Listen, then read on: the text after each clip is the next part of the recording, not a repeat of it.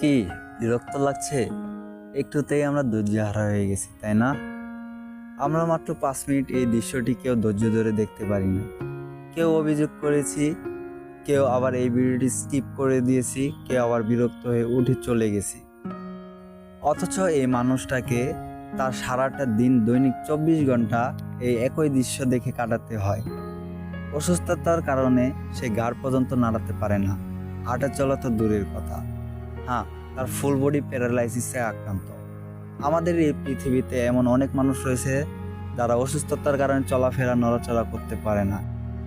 যে জীবন আপনি মাত্র 5 মিনিটের জন্য যাপন করতে রাজি নন, সেই জীবন এই মানুষগুলাকে যাপন করতে হচ্ছে বছরের পর বছর ধরে। কাজেই সৃষ্টিকর্তার কাছে নিজেকে নিয়ে অভিযোগ করার আগে আমাদের উচিত অন্যদের দিকেও একটু তাকানো।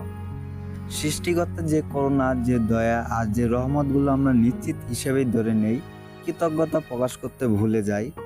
সেসব দয়া বা নিয়ামত না থাকলে আমাদের জীবন কেমন ভয়ঙ্কর হতে পারত, সেটা কেউ কি কখনো ভেবে দেখেছি?